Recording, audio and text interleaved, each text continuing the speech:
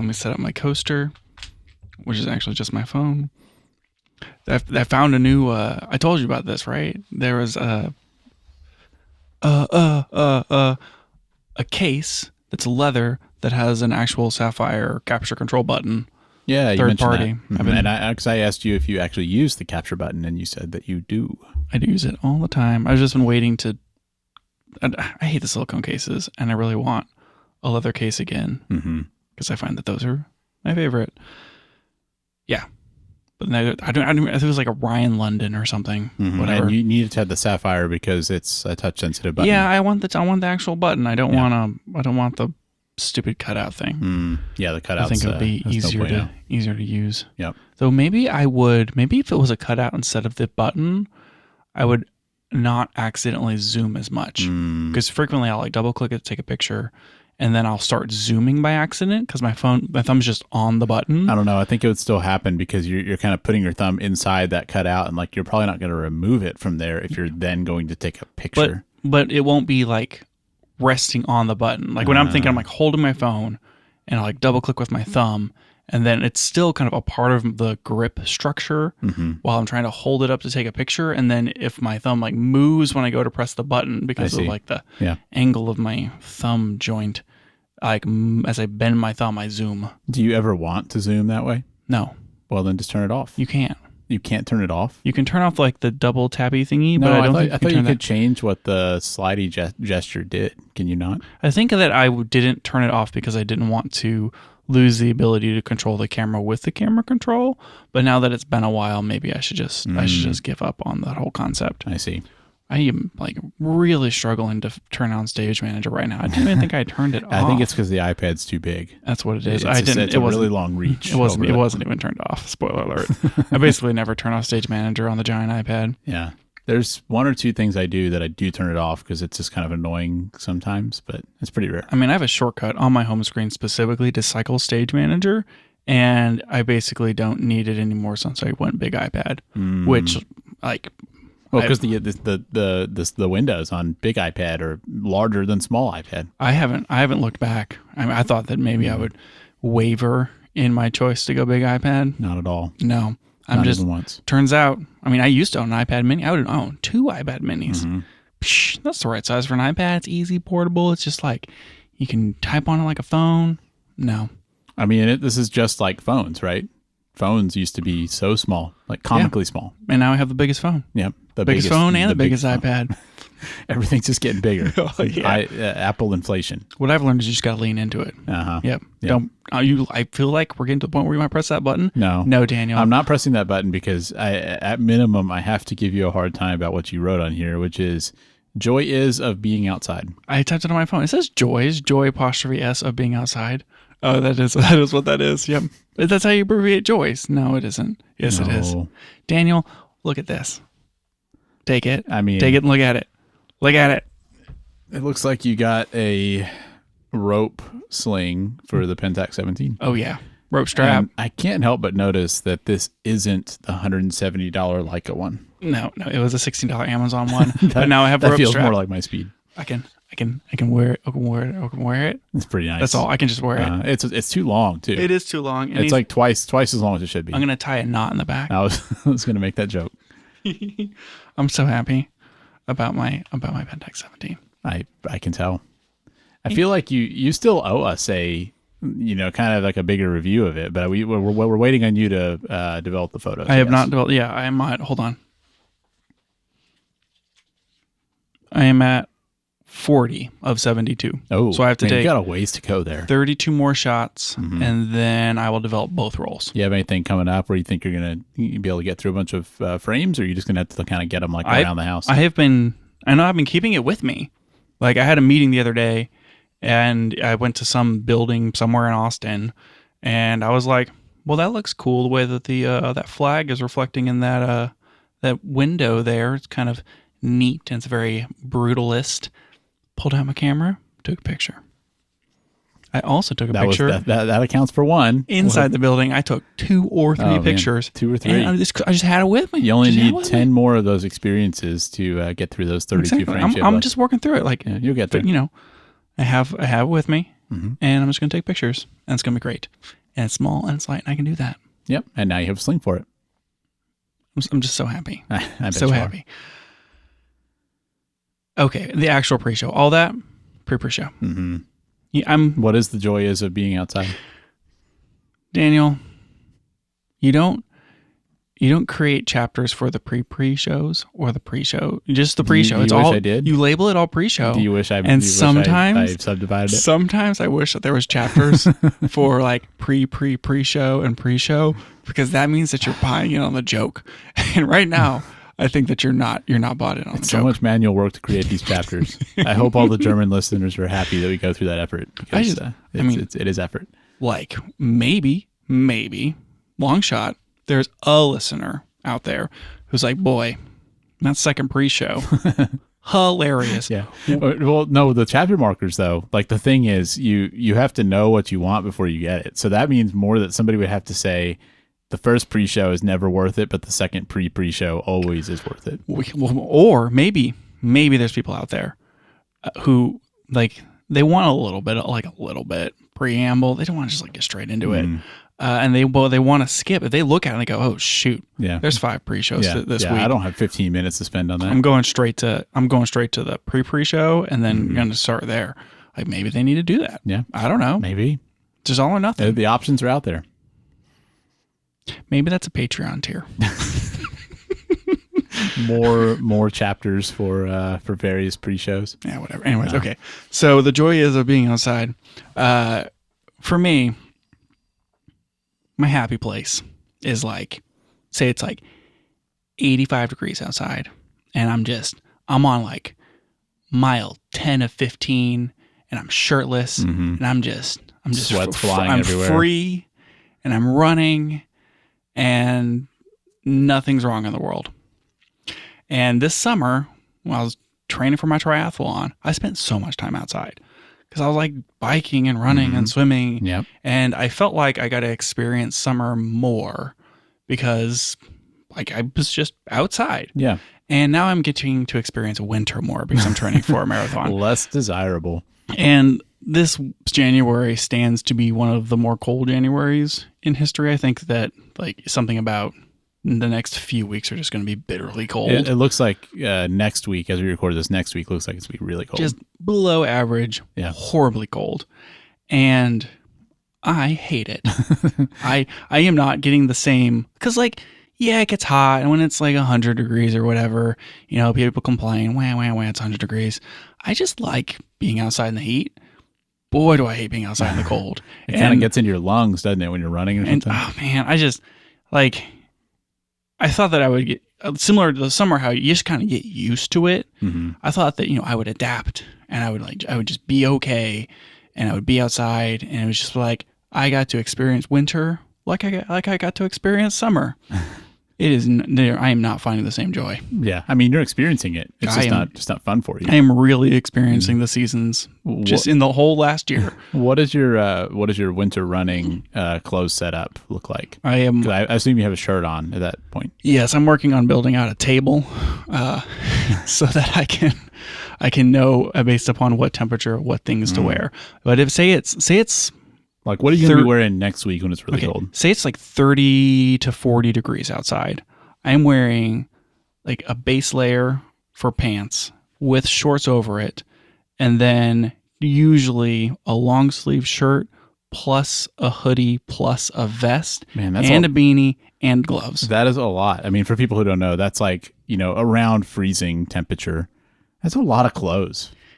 You know, if it's 45 or warmer, I can get away with short sleeve shirt and a vest. What are you gonna do to step it up next week when it's, you know, well below freezing? I think I saw a low of like 17 for next week. I'm not going to run when it's 17. That's for sure. I'm going to wait for those highs that are in the 20s. I'm just gonna have to get out there and do it, Daniel. Yep. I'm gonna have to suck it up and just be outside. I would bet that most of our listeners are really rolling their eyes at you because the Europeans don't know what temperatures those are, and anybody from the north, it's like, you're complaining about 17, really? Yeah. It's cold. To be fair, let's see them run in 100 degrees because it gets hot here, but it doesn't get cold here. I'm sure that they could. I have no doubt. At least I have once. so much confidence in our listeners. Welcome back to the Camera Gear Podcast. I'm Daniel, And I'm Lucas. and we're here today to talk about the gear, software, and techniques we use to shoot photos and video.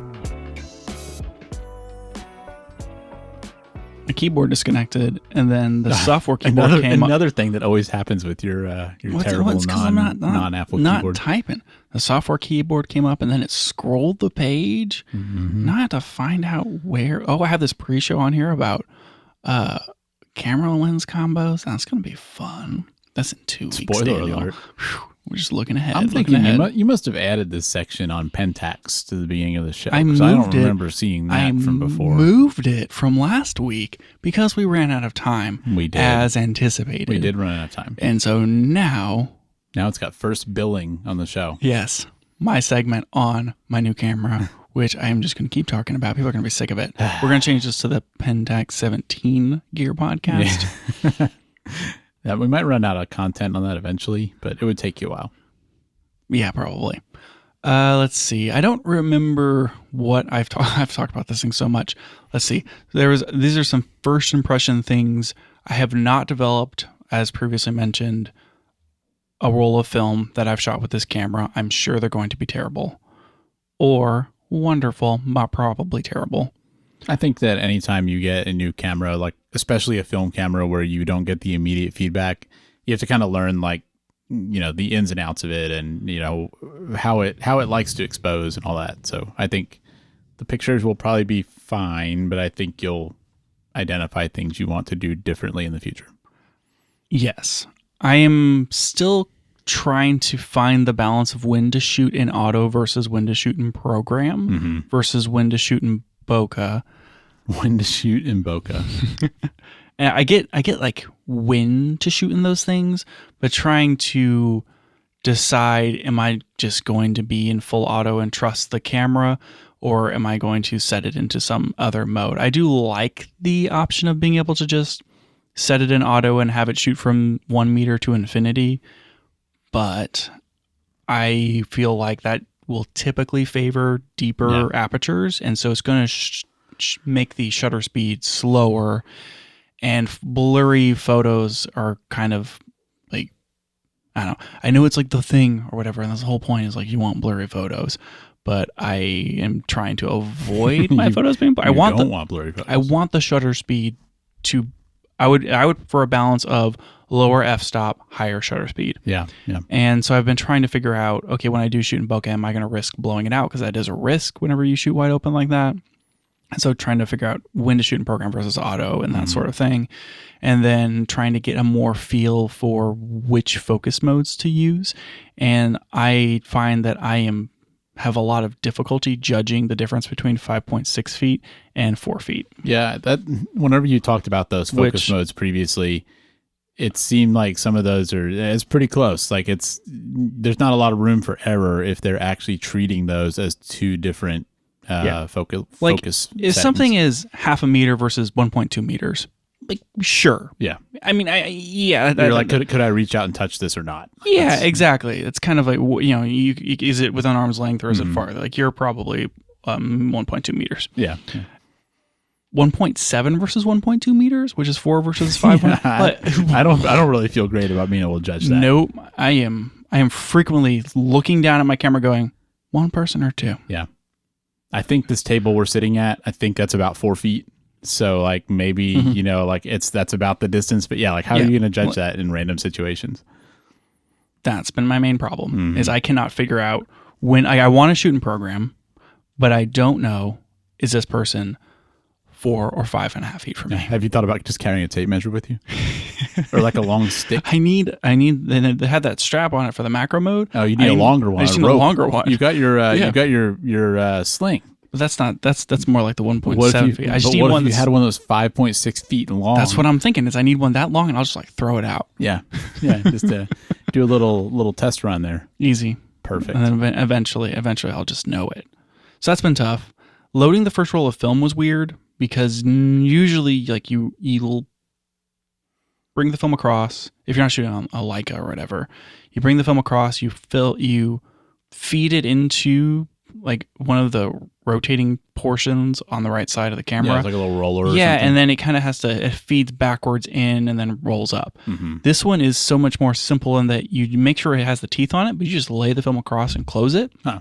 That sounds maybe like an improvement. Yeah, it seems a lot more simple, but then you have to advance the film up to S, and because it's half frame, the advances are very short, and it felt like I couldn't tell if the film caught, because I'm not like feeding the thing in like I would on a normal film camera, and so I was so paranoid about like, am I really advancing the film? I can't tell if I'm advancing the film, and I'm like, we're just going forever to get to the S. Am I just shooting half the roll before I get to S? That was strange, and I still don't have a good feel for it. I've only loaded the 2 rolls in so far. I think that the second one was maybe a little more successful, and I tried to get some of those like fiery half frame shot things where half the frame is exposed and isn't, but I guess you'll see if that actually worked or not. Yep. And then the other thing is I feel like I've been conditioned by computers to blow past warning signs. And so whenever I go to take a picture and it flashes the blue and the orange light at me, rapidly indicating that the lens cap is still on, I go, you don't know. This is exasperated by the fact that I have been shooting on old film cameras, and I don't trust the light meters on those cameras. So when I go to shoot with my AE1 and I have the exposure set up, and it's like, oh, you should be at f8. You should be at f8, not f4. And it's like flashing at me in the viewfinder. I mean, guys, I've checked. I did the math. I looked at the thing. I pointed the meter at the part that I wanted to meter, and now I've reframed. It doesn't need to be f8. Everyone calm down. I'm just going to take the picture. When I do that with this camera and it's flashing blue and red at me, and I'm like, I know what I'm doing. I'm going to take the picture. I take the picture, the lens cap's on. Yeah. Yeah, I remember that first trip you took it on. There was definitely a time where you like lined up and took a shot, and I had noticed and saw that you had the lens cap on. This has happened more than one time, like 3 times at least, where I go to take a picture and it's giving me some light code, and I immediately think, it probably thinks that it's going to be overexposed. I know what I'm doing. I'm going to go ahead and take the picture. I take the picture, and I should not have taken the picture. Yeah. So at least it's half frame. So when you make those mistakes, it's half as expensive as it would be on a regular film camera. You live and you learn, but part of this is learning to slow down. And if I get a light, there's probably a reason. Yeah. Remember, like at least take the moment to think about like, what does this pattern mean? Yep. Look at the cheat code. Don't just hit OK whenever I get the error dialogue. Boy, that drives me crazy. Oh yeah, yeah. You watch one of the youngins use a computer. Oh my gosh! And like they're like, hey, can you help me with this? I'm having trouble, getting some kind of error. Yeah, sure. Just show me what happened. And they go to show you, the error pops up. Instantly click OK. Yep. It's like, well, you asked me to help. That has the information on how to help. Why would you close it? What did that say? I don't know. Every time, every freaking time. Mm-hmm. Oh boy. Anyways, we've all been there. Yeah, and that's my experience with the Pentax. Yep. I think that's all I have right now. I've been wearing it like a necklace, like in your work meetings, just all hours of the day. Yeah, I don't take it off. Okay, let's move on to this next thing. Yep. We got a listener question a while ago. Yeah, it's been quite a bit because it kind of came, I think, pretty close before like that gauntlet of end of the year episodes that they always use or always do. Right. And so it took us a while to get to this. Yeah, there was more. I feel like there was more than this one where I kind of like, okay, we'll plan those out or whatever. But this one was specifically as a follow-up question. I don't remember exactly what the question was, but it was a follow-up on the Nexus G1, which was this box camera that we talked about in episode. Yikes! It was in January of 2024, so it's been a while. Yeah, I thought we linked that episode. I think it was 69. Yeah. Nice. Yeah. So we talked about it last January, episode 69, and it was this company that, it had been right after Blackmagic released the Pocket, not the Pocket 6K, the Cinema 6K. Yeah. Yeah, the one that's, it's Super, It is Super 35. But this one's Super 35, but I think this came out after the Cinema 6K, which is full frame. That is a correct statement. Yeah. And the Cinema 6K had come out. We were all complaining that it wasn't a box camera. Yeah. And so this company, as a startup, said, we're going to take, is it Micro Four Thirds? Because that's the only other option. Anyways, they're going to take a... No, they took the Super 35 Blackmagic 6K. There's a Super 35 Blackmagic 6K? Mm-hmm. I thought it was Micro Four Thirds. That's the 4K. Yeah, the 4K is Micro Four Thirds. Okay, right. Yeah, so that's the Pocket 6K. Yes. Not the Cinema 6K. That's right. And so this company, Nexus G whatever, or the camera's the Nexus G1, the company's... The Nexus? No, it's the Nebula G1. Oh my gosh, Daniel. Anyways, they said, okay, what we're going to do is we're going to take a Pocket 6K and we're going to rehouse it as a box camera to give everybody everything that they ever wanted, which is a Blackmagic camera that's a box camera. And so they promised that they were going to do this thing, and they were taking all this feedback from the listeners and I guess probably not listeners, but from people who are supporting their Kickstarter and their website and all this sort of thing. And they have been working and promising that it was going to come out in 2024, and it never did. And I thought it was just vaporware. And then Blackmagic came out with the Pixis, and that felt like, it's like what do these guys do now? Yeah, nail in the coffin. Blackmagic just like did the thing that they're trying to do, and it's full frame, L mount. It's all the goodness of the Cinema 6K, which was a pretty good improvement over the Pocket 6K. Yep. But in a box form.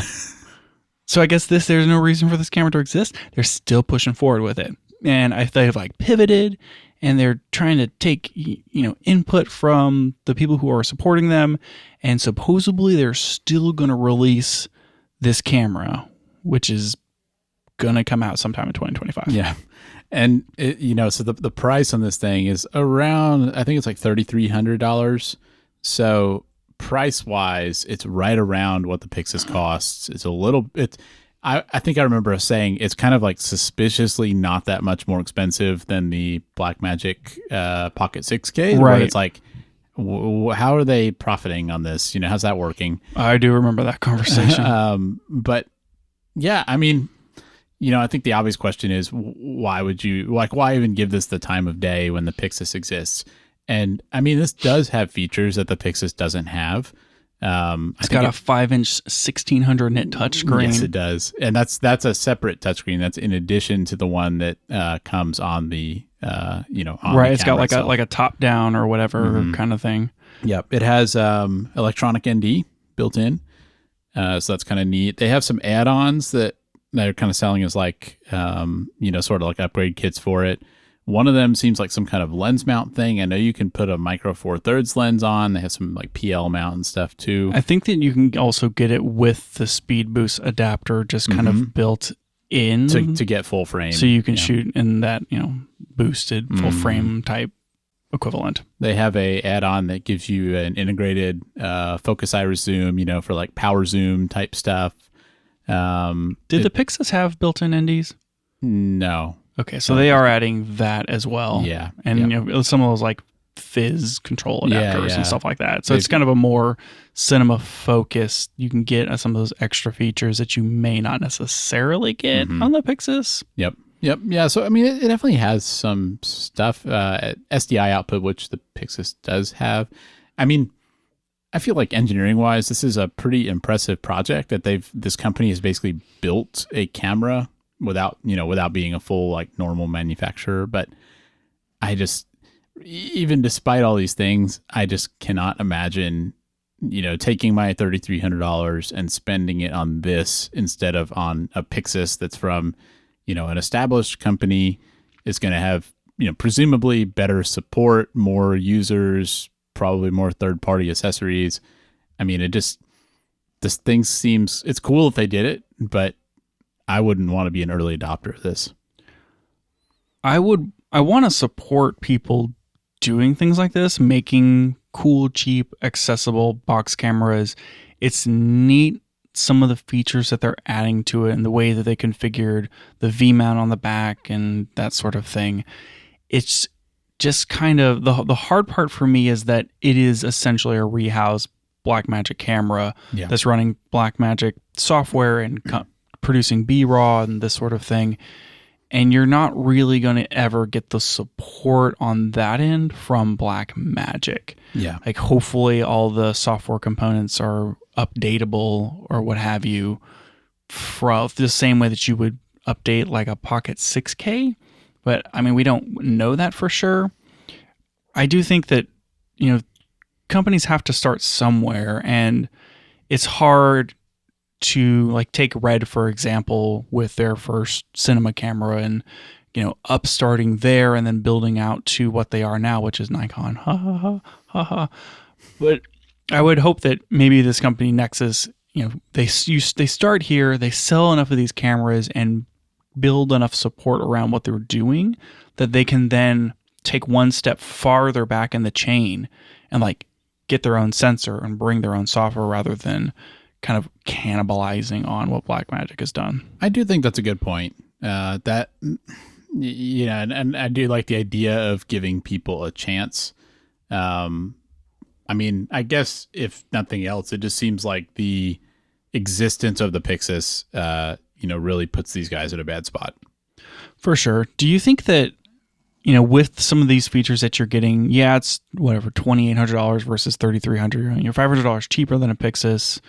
You're not getting a full frame sensor, but that the Pocket 6K with the Super 35 is still decent as far as image quality and the sensor we and have that sort to of stuff. we have to compare. This is like you're getting slightly more of a complete system with this as compared to the Pixis. That's kind of what I was about to get at, is like you get more features, and so you're $500 cheaper, but once you build out the Pixis, that's probably going to be closer to $4,000. So this is maybe more reasonably like $1,000 cheaper than equivalent Pixis. Yeah, I would say so. Something like that. I don't know. I would still go for the Pixis myself, but I do respect them for taking this leap, and it would be cool to see this company do other things in the future. I just personally, I would have more confidence in it. Like oddly, I would actually trust it more if it was their own design, like their own sensor, etc. The fact that they're rehousing an existing Blackmagic camera just makes me feel like what they're doing isn't sustainable. It makes it feel like a hack. Yeah, it does feel like a hack, and it feels like this seems like it would be a dead end. There's a limit to how far they can go with it. When you think like, what does a version 2 look like? Maybe the version 2 is that they take the Cinema 6K or a Pixis and modify that. So I guess that could be their upgrade path. But it's just like, how long can this company really go on taking Blackmagic cameras and customizing them? There's maybe a market for that, but it's going to be a small market. So I don't know, it'd be cool to see them eventually, create their own sensor, do their own thing. But I'm just curious if they'll get there. I guess I have two more thoughts on this. One is I had totally written them off. Like we talked about it a year we didn't ago, hear anything for a year. And I was like, this is cool and fun. There's some renders, never going to happen. And then the Pixis came out and I'm like, super never going to happen. Mm-hmm. And then they just still exist. Like the update from the company was early December. I feel like this went so far under the radar that when the listener sent in the feedback, I think I actually replied to him and said, "Oh, we already talked about this. It was in January." Yeah. And then like an hour later, it's like, "Oh wait!" I think he even sent us a link, and I ended up. You went and you looked at the date, and it's like, "Oh no, wait a minute, hold up." Yeah. The other thing is there are companies like Shelby Motor Company and Hennessy where their whole business is they modify cars from existing manufacturers and make them super baller. And why can't that exist for cameras? Yeah, it's an interesting idea, but I guess like the problem though is that you're going from like, Shelby, for example, where it's like you have all of Ford's customers and then you filter that down to who's willing to, buy a Shelby customized Ford. And that's probably still like a decent number of people. And in this hand, you've got Blackmagic, which is already a niche of the camera market. Like it's not Sony, right? Blackmagic is going to have a smaller market, and now they're filtering that down even further to people willing to do this. So I just hope the market's big enough for them to survive. A Blackmagic Pocket 6K is $995. So no, that's a 4K. How much Yeah, the is it? 6K somewhere probably now is probably around 15 to 1800, somewhere around there. So this is about $1,000. The 6K G2 is $2,000. So this is $800 add-on on your 6K. Yeah, to turn it into. I still just don't know how they're making money. I mean, I don't know if I just had a 6K. I was like, hey guys, like I'll pay you $1,000 to make it cool. Yeah, now that's kind of an interesting idea. If you could send them your existing old Pocket 6K and have them customize it, that's kind of a neat idea. I mean, that's what I'm thinking. I mean, that's what you do whenever you want to get a Velociraptor with 6 wheels. You buy an F-250 or whatever it is. I guess it would be a Raptor. And then you take it to Hennessy. Yeah. Actually, I guess you like buy the donor vehicle and then you can just have it sent to them and then they build it. That's a little different, but yeah, it's a different thing. But maybe instead of them building out all these things, like that's how they approach it. it'd be cool if they could do it with old cameras, because I mean, sometimes selling cameras is pretty hard depending on what you have. Well, and I just think like some of these older cameras I have, if there was a thing where I could send it in and get it like customized in some sweet way and give it new life, sure, that'd be kind of cool. I mean, doesn't that Mint's, business model, except for film cameras, where they take and restore and modify old film cameras and resell them? Yeah, I think that sounds right. And there's companies out there that will put like UV sensors into your Fuji camera. True. I'm just saying, maybe that's Nexus's game here, and that's what they need to do. Is you need to be able to ship them like, I don't know, an XH1 or something, and then they box camera it. Yeah, I mean, it'd be cool if they could do that sort of thing. Like, I guess if they could expand this to other. I think almost what gets me about it is that doing it with Blackmagic feels like a weird choice. Yeah. But if they could do it with other brands, that'd be kind of neat. Let me buy like an S1H, have them, I know they already make a BS1H, but have it rig it out into some sort of crazy configuration, add DJI's LiDAR or something to it, and I don't know. Well, or let's get weird. Even the XH2S, like we've been saying, if there was a box XH2S, it'd be great, like pretty cool. And, what if somebody like this did that, where you could send them your XH2S and $1,000 and, they add all the stuff it doesn't have, like a good external power and SDI and et cetera. Kind of cool. I mean, it would be like the more pro version of what Caleb Pike is doing with those kits where he like builds out a camera array kit and then you can buy the kit. Yeah. Yeah, exactly. Same kind of idea, but like more of a packaged product. Yeah. Anyway. I don't know. Kind of interesting. I guess we'll see where it goes. I hope they release it this year. Yeah. I wish no ill upon Nexus. I want them to release this and I want it to be successful. Yeah. Well, we'll have to keep our eyes open, and next time we see news on it, not ignore it and see what happens. Sure. Okay. The next thing on this list, I felt really passionate about talking about this a few weeks ago, and now I don't care anymore. You don't have any passion? No more passion. The passion has waned out of me. Okay. I had updated the firmware on my XH2S, and it was the firmware that included the F-Log 2C color gamut. Yeah. And that has been cool. I did run some side-by-side tests as far as this is shot in F-Log 2 in Rec 2020, and then this is shot in F-Log 2 in F-Log 2C, and cross-compare the two. And like when you use the Fujifilm LUTs, and it basically looks the same. It matches near perfectly, and if you were mixing footage, it wouldn't be a problem. Now, the point of F-Log 2C was that it's a wider color gamut, so theoretically, like for, I don't know, like for skin tones or for certain things, like you should get more differentiation, more shades if you're using F-Log 2C. Is that kind of the benefit? That's right, yeah. So it's still 10-bit 422, so you still have the same 2 to the power 10, however many billion colors that is, as far as number of unique colors. Right. But that is now spread across a wider gamut. Yeah. And the gamut of F-Log 2C is very close to ACES. It is bigger than like S-Log 3 gamut and a lot of other, I'm trying to think of the other. It's definitely bigger than the V-Log gamut.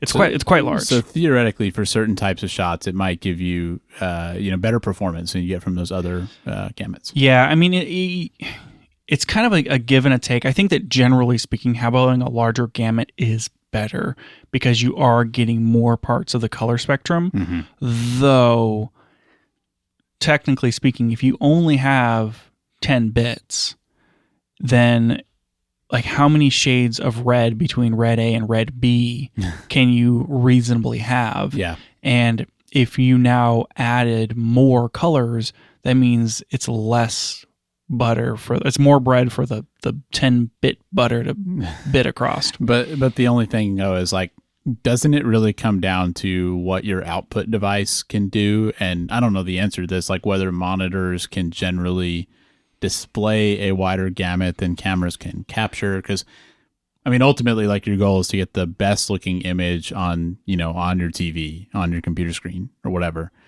And so that's so far down the pipeline, though. It's more of most of the things in my life are DCI-P3, which is smaller than F-Log2C from a color gamut perspective. So I'm never going to be able to see those colors. Yeah.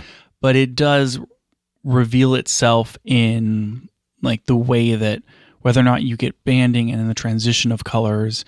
And if you start pushing and pulling the footage around, you may have captured more variety of color in things like skin tones, so that whenever you're trying to dial in the greens and the magentas and trying to get your skin like just right, you may have more color availability. I see. So that you can kind of get it where it's going. And then ultimately you're just going to like compress it down to Rec 709 8-bit and it's going to look like garbage, but whatever. So when you were doing the side-by-side test, you said it looked pretty much identical. Were you seeing any benefits using F-Log2C? When using the LUTs, right? If I was going to be doing a lot of grading, I would expect that the F-Log2C will have more like availability to kind of get different like color ranges out of it, and I could probably get a more pleasing image out of the wider color gamut. Yeah, like you can push it farther. Yeah, and I was more curious of if I ended up mixing footage, like how much of a problem would that be? Yeah, because our problem is that the XT5, for example, doesn't have F-Log2 or 2C, and then sometimes we also shoot projects where maybe somebody's using like a Lumix S5, and so in either case, you're like, is this 2C thing going to match? Well, and the thing that's been the biggest burn for me is we waited forever for Blackmagic to add F-Log2 gamma, not gamma, to DaVinci Resolve. They just did that like a couple months ago, maybe. Right, and so whenever I was doing color space transforms, because more often than not, whenever I'm mixing footage,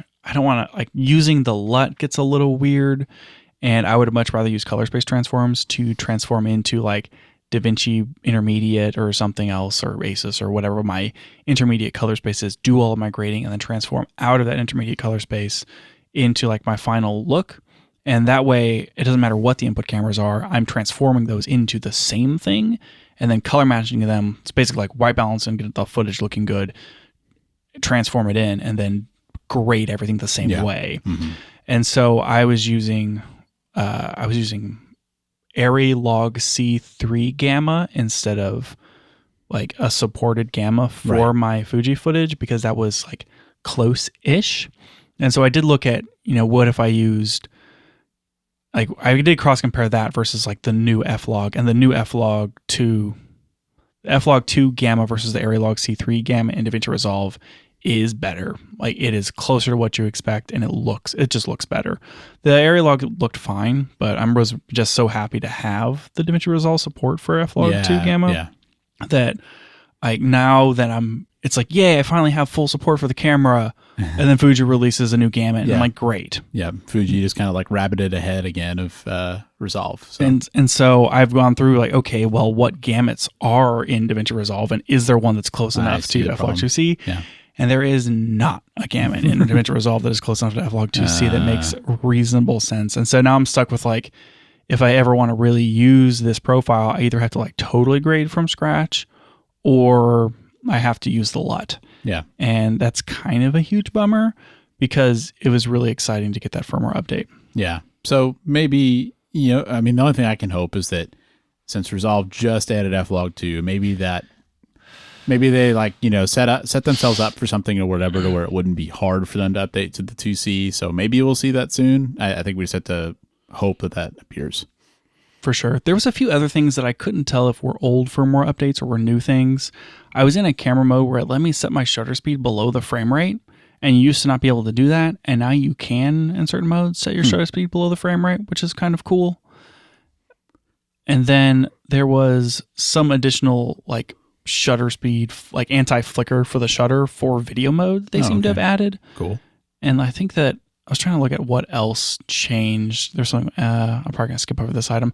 There's those two main things on the shutter speed that I noticed kind of after that upgrade. Those don't seem that impactful to me. Yeah, I mean, there's just kind of like a few things where, they're making updates and making changes and kind of fixing a few things here and there. Yeah. So that was my firmware update that I was going to give you like a month and a half ago when I was excited about it. And now I'm like, I can't even remember what was special about this. Yep. We're still waiting on those waveforms. It's just never going to happen. I know. They're just not going to do it. Didn't they announce that they were going to do something like that? I don't remember what they said. I can't remember either. Yeah. It's just never going to happen. Sure feels that way. I feel so forgotten sometimes. Even whenever they release cool things like F-Log2C and they updated the autofocus for the XT5 and it's like, it's only been 4 weeks and 4 weeks later I'm just like, Fujifilm doesn't care about me. They're like, we just did all this stuff. I'm just like, yeah, but that was last week. They could do so much better. I'm so demanding. It's horrible. We'll be back in just a moment, but we wanted to let you know that if you'd like to support the show, you can now subscribe to us on Patreon. It helps cover our hosting costs so we can keep the show running, and you might find an occasional behind-the-scenes post on there, like some photos we've taken recently or a mini review of some new gear. If you're interested, you can find us at patreon.com/cameragearpodcast.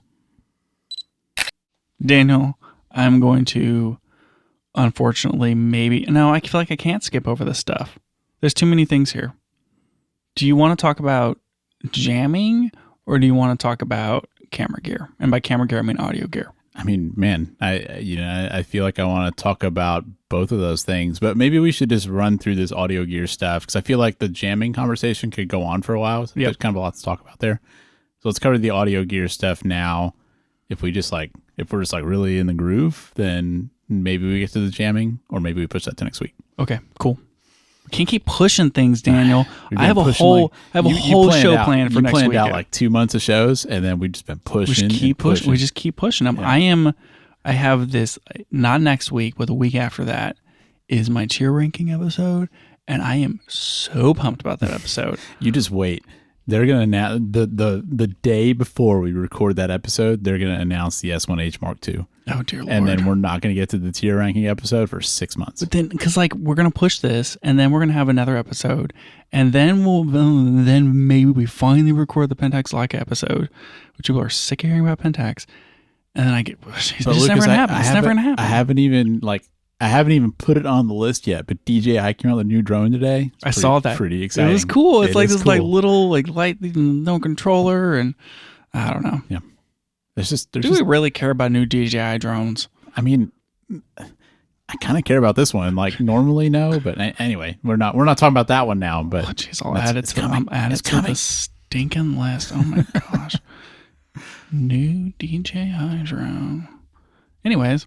I wrote on our docket here about the Zoom H1 XLR, and I think I put it on there because you said it was cool, and then I looked at it. No. And I have an H4 Essential, which is essentially an H1 XLR, but with no microphones on it.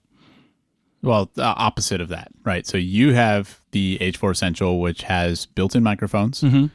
2 combo jack inputs, which are XLR and 1/4 inch, like for instruments or something. Yeah. Mm-hmm. And I think it also has a 3.5 stereo input. Yep. Mm-hmm. And that recorder costs $180 from B&H, not on sale. Yep. This one is the H1 XLR. Uh-huh. Oh, and the other thing is the H4 Essential has the 32-bit float recording, which is like the new feature, so we're excited about. The H1 XLR is $150. So it's $30 cheaper, and it has the 32-bit recording. But as far as inputs, it has the 2 XLR combo jacks and the 3.5 stereo in. Right. So you save $30, but you don't get the microphones. And you lose out on the microphones. And I don't think I thought this was cool. anytime I see a new Zoom recorder, like I like Zoom recorders, and so I see them and I'm like, oh, neat. And sometimes it's really exciting. Like when they came out with the 32-bit float versions of those handy recorders, that was like a big moment we had been waiting for, and it was cool to see that. And so when I saw this one, it's like, oh, neat. What'd they add? This is pretty cool. Like to have, some like new slot in the lineup, but this just seems worse to me, and it looks like it's bulkier than it's not even substantially smaller. If it was like way smaller and I could mount it on a cold shoe or a hot shoe for my camera rig, and like this one and the Essential have an option where you can take the line out headphone out, like where you would listen to it, you can say, give it a constant audio signal so I can feed it into my camera. That way you can capture audio and then feed scratch into your camera, but then also record 32-bit float. Super cool. I would like, what if this was small? Yeah, but it's not. It's like the same size. And I don't really understand why this product exists. Why is it in my show notes, Daniel? Get it out of here. Why did you put this in my show notes? I don't know. Yeah, like if it was $100, I think that would be compelling. Yeah, that'd be quite 10 a out bit of 10. cheaper. Mm-hmm. But at $150, I'm like, spend the $30 extra, get the built-in microphones. It seems like a no-brainer. The build quality on these newer Zooms, the H4 Essential and the H1 XLR, the build quality is fine, but the plastic feels so much lighter and cheaper. Mm-hmm. Like it just feels cheap. Yeah, it's funny because I think in other ways they made it more pleasant to use. Like I know it's faster to load SD cards. Has a which color was screen. A huge problem. Yeah, the color screen's a big benefit. So like in those ways, it seems better. It has USB-C, so I don't have to use like a weird adapter to power it from an external battery. I can just use USB-C. I will say the one thing that I still find disappointing on those recorders is I want them to have NPF battery. That would be cool. Like the you don't like using lithium AAAs or something? I don't. No, I don't. And they don't last very long. No, that's why I bought the lithium ones. Yeah, but even those probably don't last very long. That's why I take a 20,000 milliamp hour external battery and plug it into the recorder. It's just that like the Zoom F6, which is like $1,000, has an NPF slot on the side, and you just power it with an NPF battery. It should be wonderful. I don't think the F3 has that, that one's like $350 or something. And I know it's not really the market for these. These are kind of made for like, I'm going to take this out and like record sounds in nature or whatever. Well, not this one. I guess you could use like an external microphone. Yeah. But I don't know. I wish they had the ability to power from NPF. Be cool. Okay. There's probably people out there who don't need the extra microphones, and now they can save $30. I guess so. Anyway, do you know anything about this new Rode Wireless Go system? A little bit. So they came out, the Rode Wireless Go was kind of like Rode's first entry into that, like that space that a lot of companies have gone into where it's, clip-on 2.4 gigahertz audio recorder, a little transmitter that you put on your collar or whatever, and then a receiver that goes in your camera. And they came out with the Wireless Go. I don't know what year that was. And then there was a Go 2. Yep. And then now there is a Go 3. Don't forget the GoPro. That one. They had the Rode Wireless Pro as well. So when the Wireless Pro... Wait, it wasn't the GoPro? It was the Pro? It wasn't the Pro Go? If it was the GoPro, they definitely would have gotten sued. Got it. So when the Rode Wireless Pro came out, I think it came out at $400. And what was big about that one was that it had 32-bit float recording. And simultaneous onboard and transmitting recording, which apparently was in violation of some sort of patent. Yeah. But that exists. That's a pretty compelling, upgrade. And so now they come out with a Go 3, and they brought 32-bit float to the Go 3. Heck yeah. So, and you can get it in every color under the sun? Yeah, they have colors for it. What? So, it used to be you could only get it in black and white, and the white was because you needed it for the wedding dress, and the black was because you were going to use it for everything else. Now I can get it in the same orange as the cases that I use for my lights. Yep. Holy cow. I can get it in pink, green. There are so many colors here. Lavender, forest green. Is that burnt orange? Ugh. Anyways, what? It doesn't take much to impress you. So it's a lot of colors. It's $300 for 2 mics and the receiver. Which color would you get? Probably the orange, man. Heck yeah.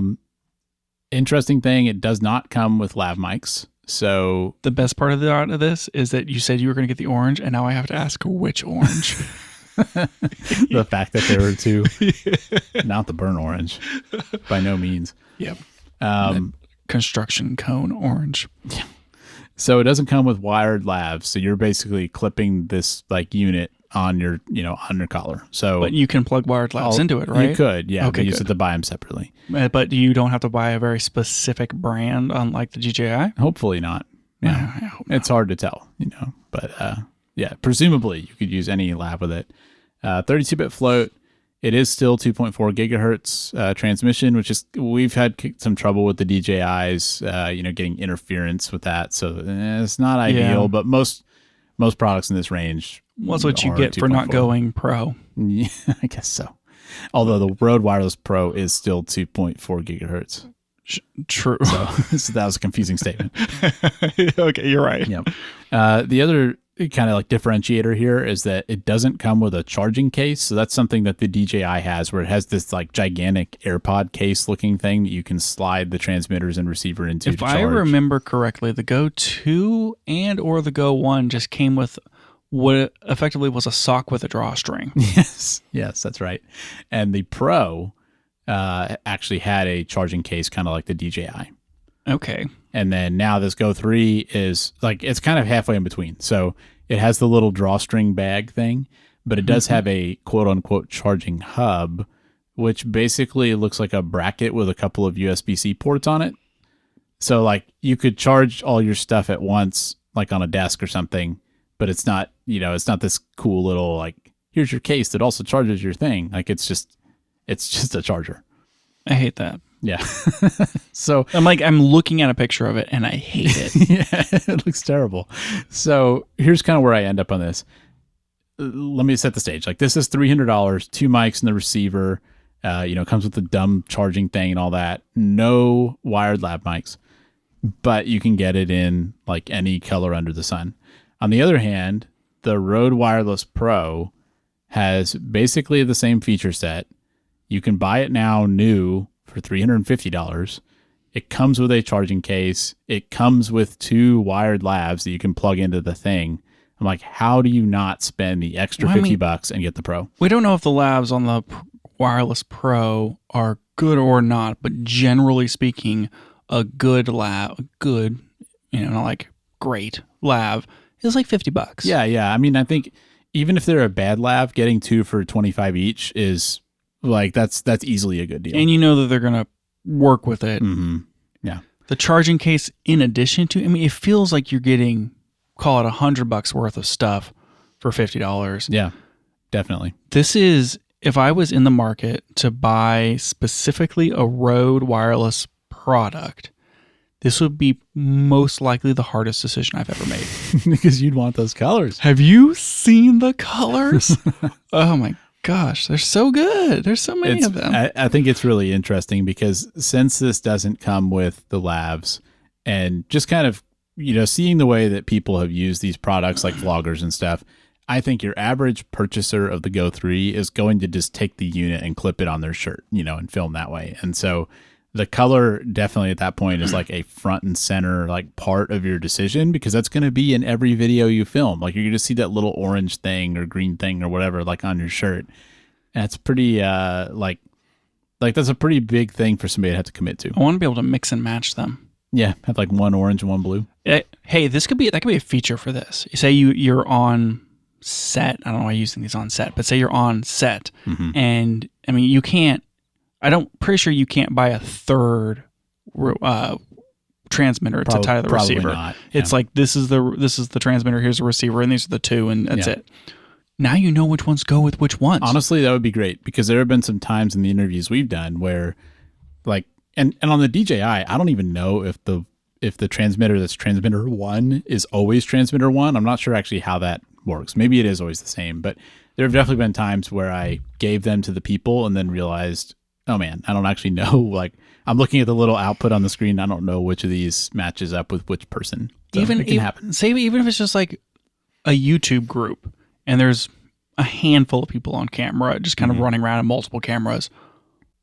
There you go. Yep. Boom. Yep. Different colors. You're the blue, you're the orange. Yep. Easy. I love it. I love the colors. This is the only thing I love about this. Yeah. That's not true. I like that it's onboard 32-bit. Yeah. It's just, it's not cheaper enough. Yeah. Compared, like, exactly. why would you, like, other than the colors, there's no reason to not get the Pro. That's how I feel. I think you get more for your money with the Pro, and it just seems better. Are we ever going to get one of these? These things don't do time code. Well, they can only be the master, but they don't actively jam either, do they? And to take a moment on that, I actually don't think the Go 3 supports the timecode stuff. Maybe it does. It might. But the Pro definitely does. But the weird thing about what they've done with the Pro is that basically it's a useful feature because it does timecode sort of within its own ecosystem. So the point of their timecode feature is that if you are recording, with your Rode system, then your camera and the onboard recordings from those things will be in sync together. And that is a useful thing. But the problem for us is that we record with multiple cameras, and there's no way with the system to use it to jam something and, send that time code out to other cameras, other systems. And that's kind of a problem. Basically useless. Okay, I'm going to take this opportunity to completely skip over the DATP R2 stereo pocket recorder. Fine. Even though it has 3.5 for timecode jamming. Maybe we come back to it. Having shot with timecode now, I would probably trade onboard recording for timecode, because we do the onboard recording on the lav, and then we could record to the camera, and then we've started doing again the backup to a shotgun. Yeah. And I would say most of our things recently we've actually used the shotgun audio because it just sounds better. Yeah, it just sounds better.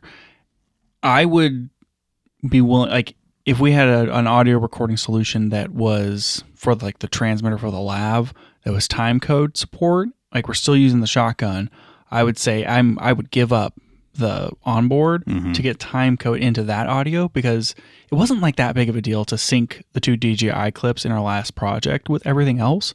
But the fact that I could just boom, timecode and multicam it, that was pretty great. And I know that it's locked on. Yeah. Mm-hmm. Yeah, I think we're going to talk probably more about the timecode at some point, because there's a lot to dig into there. But I kind of agree. It's weird because I know for a lot of people the lav is their only way of recording audio, and they use it every time. But for us, it's definitely become kind of our backup.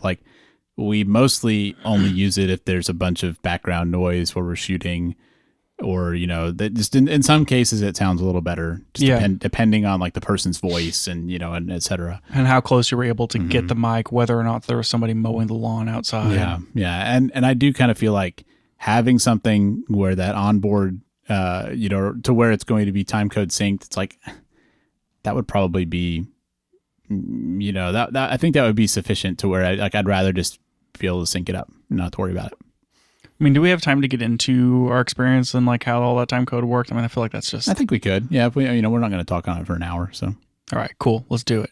So we did a shoot, or you bought me the H4 Essential, which supports timecode. It supports timecode if you get the Bluetooth adapter with it. Right, you have to buy the Bluetooth adapter. It supports timecode via a Blue Sync. You have to use an...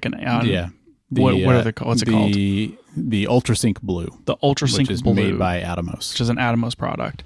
And then the XH2Ss have support for the UltraSync Blue, which Fuji added. And so we're like, oh man, we have almost everything we need to basically run timecode on a shoot. The XT5 doesn't have timecode, but we can jam it into the audio jack. Yeah. And so we just need something to run as the master to jam everything. And so talk me through all of the pieces that we needed in order to get everything timecode synced. And then we can talk about why drop framing is annoying. Yeah. So there's two products that we use. They're both kind of UltraSync things. The main one is the UltraSync Blue, which is basically it's a Bluetooth timecode device. And so it doesn't have any ports on it. I think it has a USB-C for charging, basically. But it doesn't output timecode on a 3.5 or anything like that. And you connect it with Bluetooth to your devices. And so that actually works with the XH2Ss and the Zoom H4 Essential. And a single UltraSync Blue unit, which is $150, can connect to like 6 devices as long as they're in Bluetooth range. And so, for an interview, we do have everything like kind of in the same room. And so we just have a single UltraSync Blue that is sending timecode to both XH2Ss and to the Zoom H4 Essential. And that device can act as the master. So like you can just run with only that and sync all that stuff. But if you have anything that doesn't support that Bluetooth protocol for timecode, like in our case, the XT5 or, most other cameras don't support that, then it's like you need something to bridge the gap to like give you a port so that you can plug into like the audio jack on the camera. And that's what they had this product called the UltraSync 1, which is about twice as expensive. I think it's like $280 or something.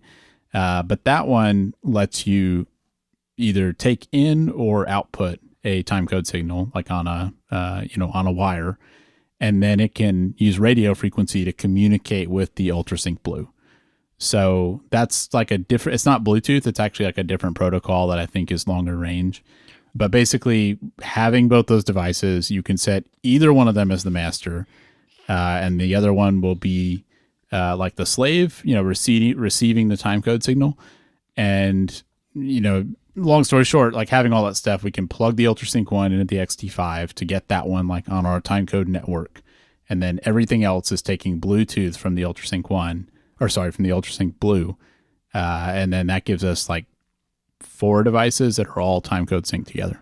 And the UltraSync 1, you could use that to jam non-Atomos devices. Exactly. Yeah. Like if you had a camera, like let's say you have a Blackmagic Ursa where it has like a pretty accurate timecode clock in it, you could jam that. You could jam a timecode device from another manufacturer, like a Deity TC1.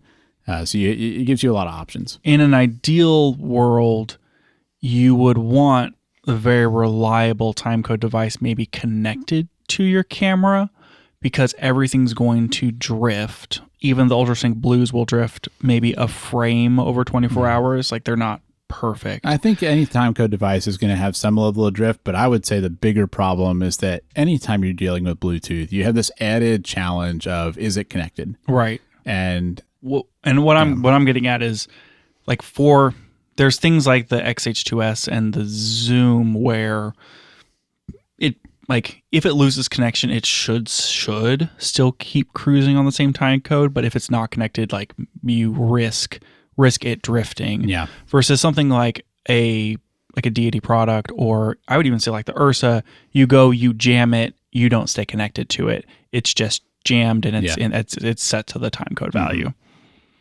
Yeah, because it kind of depends on how accurate is the clock inside the device. Right. And companies spec different components for that. And something like a Blackmagic Ursa is going to have a more accurate time-coded clock built in than like the XH2S. Yeah, probably. So speaking of those Bluetooth connection things, though, I would say, so first off, it took us a while to get it working on our cameras the first time.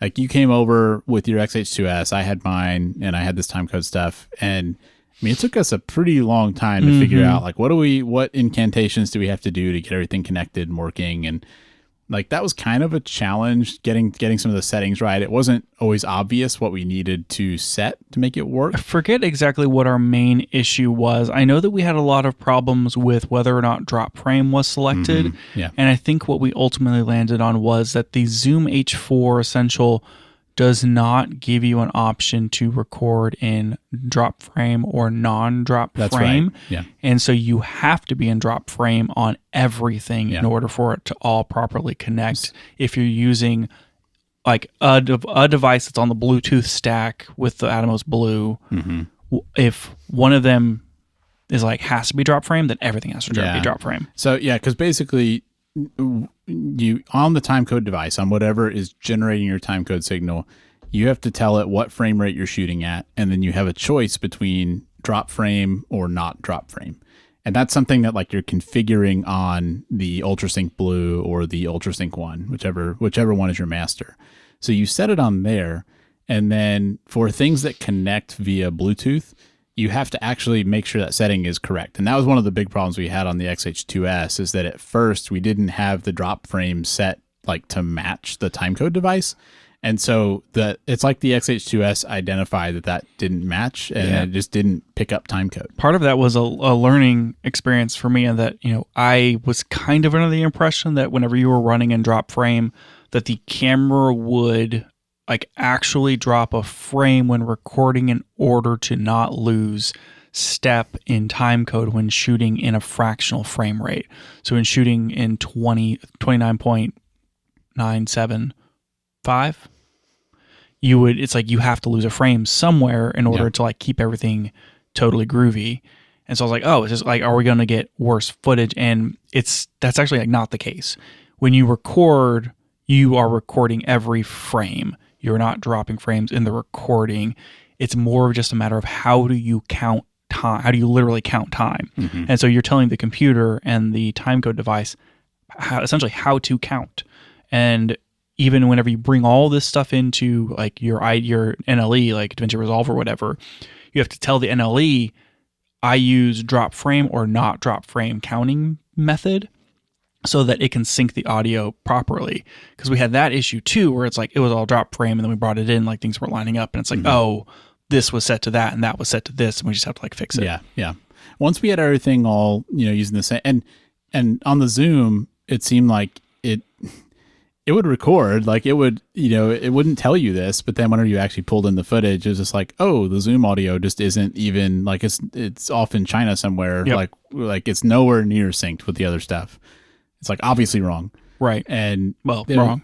It was kind of weird that was sort of hidden from us. I don't know. It would have been nice if the Zoom could tell you, hey, you don't have this set in a way that's compatible. If the Zoom felt so incomplete as far as feature set. And we also had more trouble getting that one to connect. Like I often found that I had to the most reliable thing I did was repair it on Bluetooth every time I turned it on, which is just kind of dumb to have to do. Yeah, because you turn on the UltraSync Blue, we would cycle power to the XH2Ss. They would just reconnect. Yeah. And it would be fine. But we have to manually pair the Zoom Essential every time.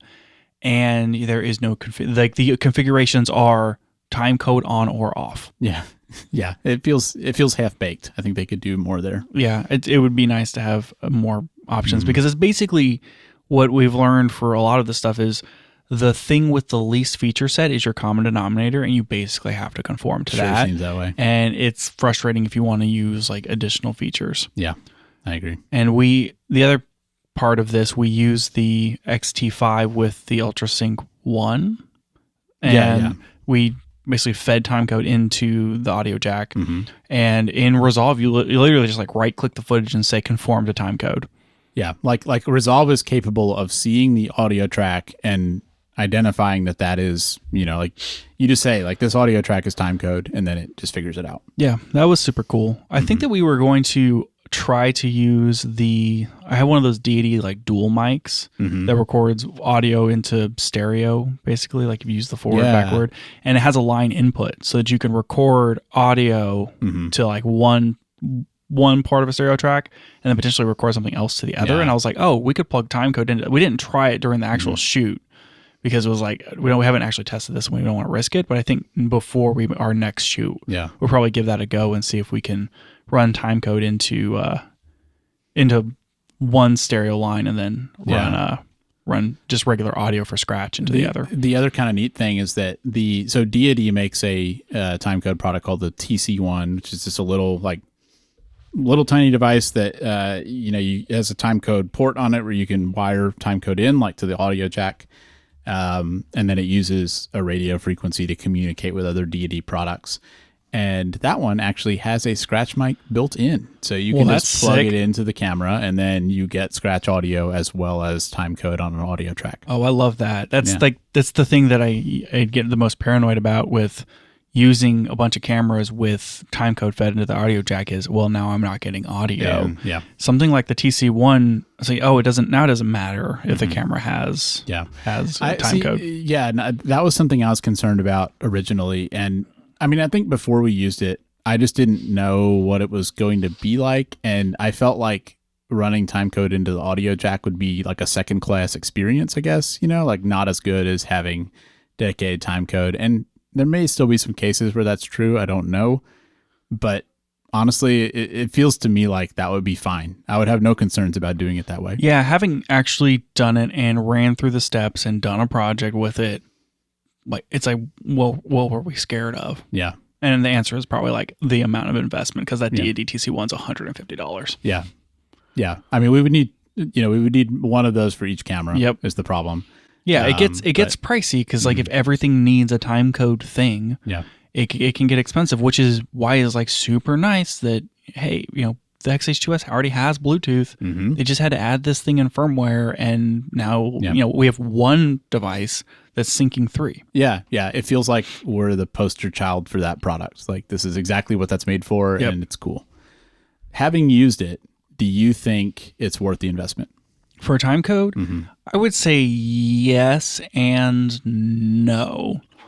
We're doing a big chunk of our projects are like interview shoots, and it has not been really that big of a deal to sync things.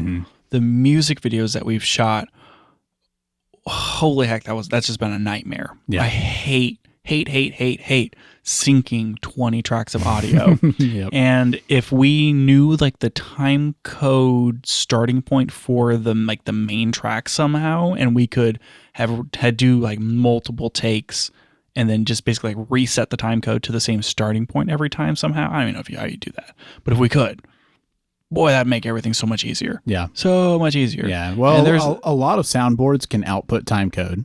So you can, feed that, you can get like a TC1 or whatever device, and feed, like let the soundboard be the master and let that feed everything else.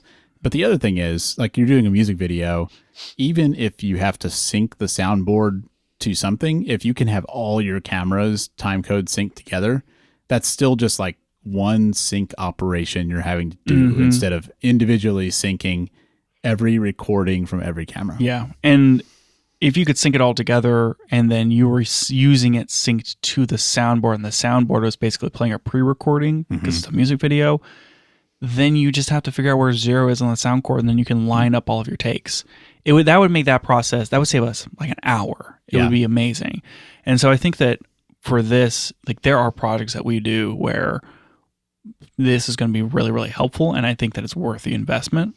But for like some of the more simple stuff where it's like 2 or 3 cameras and audio is more of just like fun to play with. Yeah. I was really happy with it. I thought it's been a nice improvement, and it's something that's like, until you kind of get into actually doing time code and like jamming, and it kind of felt really opaque. Yeah. A little. And like we've talked about it on the podcast, and like we've talked about it off the podcast ad nauseum.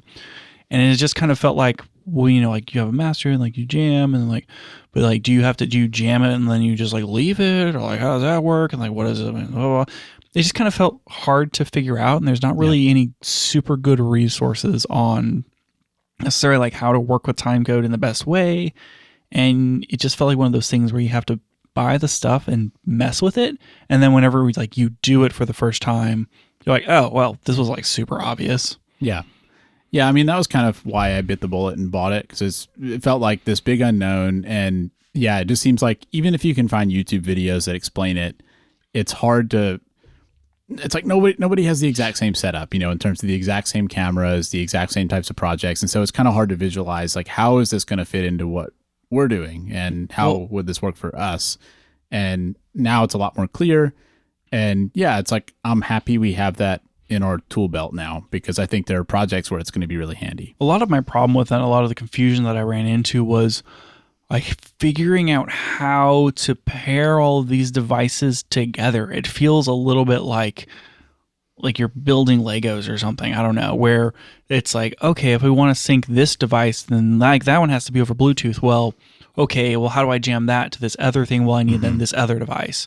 And now you're stringing together this complex array of devices, potentially from different manufacturers, in order to build some like ridiculous web of time code. Well, and that would be a great episode title. Yeah.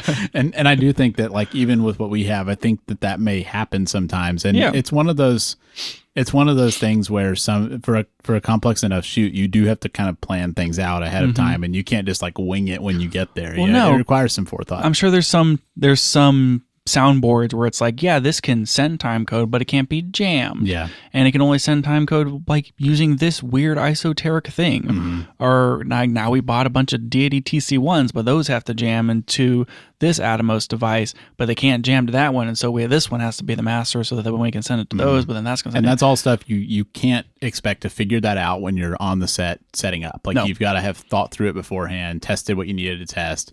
And so that's kind of like, I think when you do timecode, you kind of sign yourself up for some homework. Mm-hmm. And like maybe you're going to have like a checklist of like, okay, I have to start with this device, and then that jams to this one, and this one jams to that one, and then that one jams back to this one, and then I got to like unplug that one and jam this, then plug it back into this other one, and now I did it. And to be fair, like the thing we did was nowhere near that complicated. No. It was actually really simple for us to set up day of.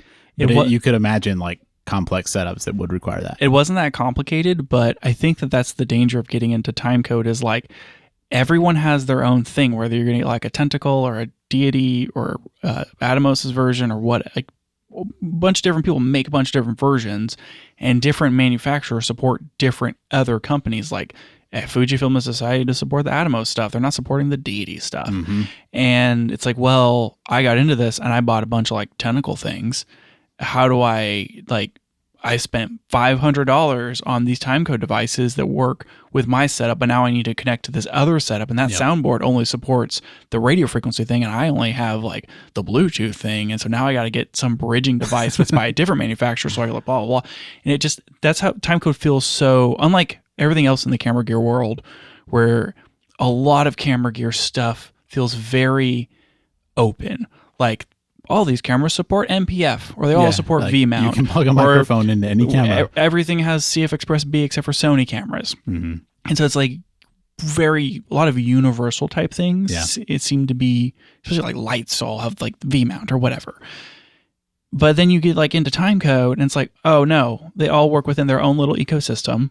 And there are ways to like jam between the two, but you have to like figure out how you jam between the different bridges, and it's just a total disaster. Yeah. Like, what happened? Yeah, it does kind of feel like there's no one brand that's so dominant that everyone uses their protocol, and that's kind of unfortunate. Do you know that meme from Community where like the Childish Gambino goes and gets pizza, and then he walks back in and he's holding the pizza and like everything is like burning to the ground? I don't know this. No? Okay. Well, that's timecode. That's it for the show today. Thanks for joining us, and if you liked it, tell a friend so they can check it out too. You can find out more about the show at www.cameragearpodcast.com, and you can find us on Twitter @CameraGearPod. We'll be back with more next week.